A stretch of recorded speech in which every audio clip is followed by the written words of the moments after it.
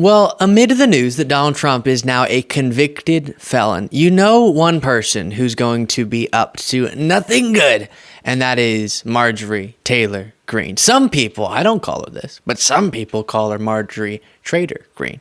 And I do want to share with you a couple things she's posted on social media recently in the last 48 hours. And we'll start with something absolutely insane. Do you know how Alex Jones is the false flag operation guy?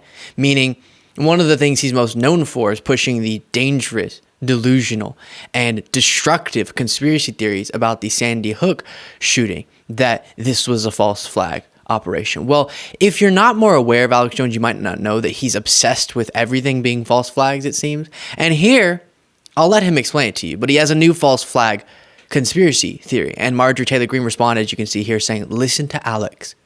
We now have Congress people saying, you need to listen to Alex Jones for your information. Sheesh. Then after this, I'll show you a video of Marjorie Taylor Greene in an interview that she posted on Steve Bannon, and that one's wild as well. 5+ years ago, our republic was founded.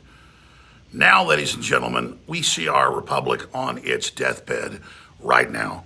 President Trump was just found guilty on all 34 kangaroo counts, with the judge saying you don't even have to agree, just find him guilty in total violation of law. They don't care the case will be overturned. They want the headline in this campaign that he is a convicted felon because they believe that'll backfire on President Trump. I predict, as I've done for the last year, that all these fake indictments and fake convictions that are coming will backfire on the deep state and the globalists. The problem is, if you look at their next playbook and the next card in their playbook, their next move, it will be false flag terror attacks blamed on Trump supporters angry about the verdict. We do not want any violence. We do not want any attacks. We are intellectually, culturally, spiritually winning. We've got to back Trump to the hilt. He's not perfect, but he's America first. He cares about this country, and he actually tried to be the president and turn this country around 90%. And the deep state believes they own this nation. They believe they own you. He pulled us out of the UN Health Treaty. He pulled us out of the WHO. They want all of that in place. They want to cut off our energy. They want to put the carbon taxes in. They want to dissolve our borders. They want drag queen pedophile time. And President Trump is opposing every one of their agendas. So now is the time to get serious. I'm going to really quickly pause your viewing of this video to ask you to subscribe to this YouTube channel. We have passed 500,000 subscribers.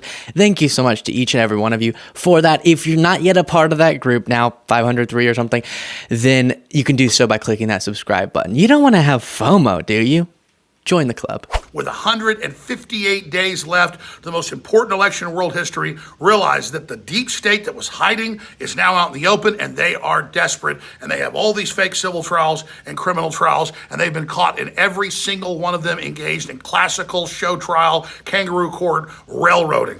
So this is them being convicted of tyranny and judicial oppression, not President Trump. This is a conviction of the globalists, just like when 2 judges found me guilty and then had show trials and told juries I was guilty, just find out how guilty I am. That blew up in their face, and it's the same thing happening here today. Please follow me at Real Alex Shows on X.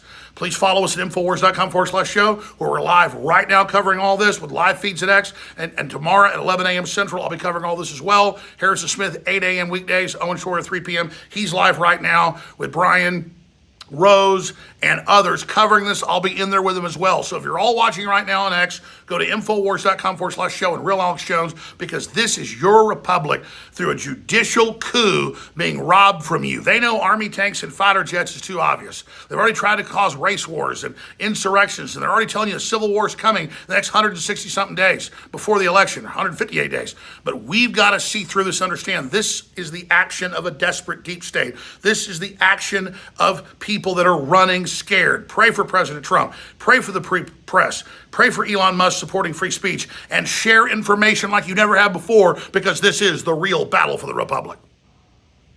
Look at just the way, I try not to get into these aesthetic things, but just the way that Alex Jones sort of conducts himself and the look in his eyes while he's delivering this information, if you want to call it that, is a little frightening, a little disturbing.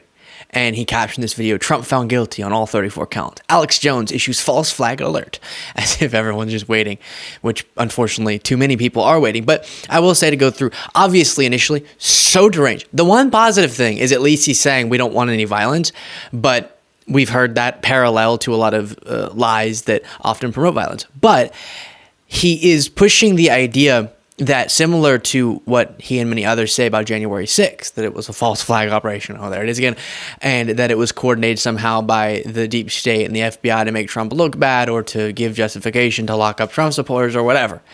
And they, of course, years later can't provide evidence of such claims, but they continue to make them. Well, same thing's being claimed here. Any violence that you might see by Trump supporters, according to Alex Jones, false flag operations. And that's to do what? What's the outcome? That would be such a horrific conspiracy among powerful people. What would the thing that they worked so hard to get be? What would the outcome be that was so worth such a horrific action? I don't know. Same question with January 6th. What's the great outcome they got out of that? Then he did say, "Our republic's on our deathbed." And it always is stunning to me, these individuals who fearmonger about the death of our constitutional democratic republic in the United States, when they're a part of the movement that is most threatening to that republic. I'm not going to say it's about to die, but if any ideology is most likely to be the death of our democratic republic, it's probably the ideology that was responsible for the election denying that justified the attempts by, in their minds, many of these MAG Republicans to try to block the peaceful transfer of power. That's how you kill a democratic republic. But he's projecting that onto the left, even though, of course, our justice system sometimes is going to hold accountable powerful people you like. That doesn't mean that you're being wronged in any way. Then one other thing before playing this next Marjorie Taylor Greene video, I hear constantly this idea that the next step in the legal process, it's always the next step, but is when it's all going to be revealed as absurd and ridiculous and phony. And that gives their argument in their mind justification, or makes it more justified, more reasonable, because they're saying eventually it's not our entire justice system that's rigged. It's just here and there. And eventually it'll go through the process and it'll be exposed, even by the metrics that liberals are saying they care about, rightfully so. But it never happened. So if he really believes that all it was sort of for was to get headlines about Trump being a convicted felon, but then it soon is going to be overturned on appeal, then is he going to come out whenever it's not appeal or not overturned on appeal and say, "Oh, I thought that was when my argument was going to be legitimized. I'm realizing now I don't have a legitimate argument. Never mind." No, he's not. Now it's going to be, well, once Trump becomes president, then all the deep state people are going to be arrested and then it'll be overturned or something. And I'm being serious, even though it sounds goofy. Here's a clip that Marjorie Taylor Greene posted from an interview she did with Steve Bannon. Are you telling me right now that your belief is, as a sitting congressman, that the Speaker of the House is...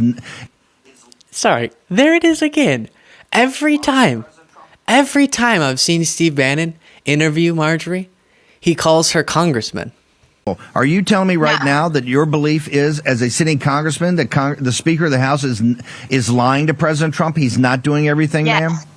Yeah, no, he's doing nothing. He's helping the Biden administration. He fully funded the Department of Justice. He fully funded the entire attack against President Trump. Jack Smith's special counsel, Merrick Garland. He fully funded Matthew Graves, who just convicted a 75-year-old woman yesterday, and they're sending her to prison for 2 years for protesting in an abortion clinic. No, Mike Johnson has fully funded all of this. He can stand at the sticks and say whatever he wants, but his words no longer matter. The only thing that matter are his actions going forward. The only thing that matter from the Republican Party to the American people are Republican actions going forward. That's the only thing that matters. And I think the American people have turned a corner after they watched that conviction come down in New York, to the point where it's like, you know what? Screw New York. New York doesn't deserve a damn penny. She is a very, very, what's the word? Unhappy person. I've said it before. I try not to. and now I'm doing it twice in one segment. Do I really try? No, I've really tried to not comment on these things, but she seems just internally to be with herself miserable. But setting that aside, you have to applaud and just be excited about at least the best we can get here is them turning on each other, MAGA on MAGA. And Marjorie Taylor Greene, if you missed, since it was a little bit vague there, Mike Johnson, who is being referred to, the Speaker of the House. And we've seen there's long been this clash between Marjorie Taylor Greene and Mike Johnson. She tried to oust him, and that was her way to show, because this is something you constantly have to do if you're a MAGA, that you're more MAGA than the MAGA person next to you. And so she's more pure MAGA because she even wants to get rid of the Speaker of the House. He's not MAGA enough. And this is good in the sense that at least her energy is being directed in this particular argument at Mike Johnson and less so against Democrats. But she's going to turn her rage at Democrats very quickly as well, as you noticed there with her saying that people hate New York. I'll remind you, we talked about this in a past segment, the majority of Americans, based on a Morning Consult poll that was just done, believe that the guilty verdict is absolutely legitimate. They agree with the outcome of this trial. So she's wrong. Oh, everyone. I will say, just to backtrack, it's not just Marjorie saying this. You have a bunch of people in MAGA who think the winning argument is the American people. They get it. They're fed up too. They're all thinking this is a witch hunt against Trump. Not true. The majority, I think it was 50 something, 56, 53, and the percentage that thought the verdict was wrong was like 38. So way more people in this country believe legitimate. Some people seem a little undecided, but then you have a much smaller percentage agreeing with Marjorie Taylor Greene. And those are the facts. But a lot of MAGA, again, I think puts themselves in such a MAGA bubble that they couldn't possibly comprehend the fact that most of the country, most of their fellow Americans disagree with their feelings on this. Most Americans think this is the justice system playing out. And while it is a little embarrassing to have a former president, current presidential candidate, a convicted felon, in how the rest of the world perceives us, this is what has to happen, even with someone of that status, when they violate the law. That is, say it with me now, law and order, baby.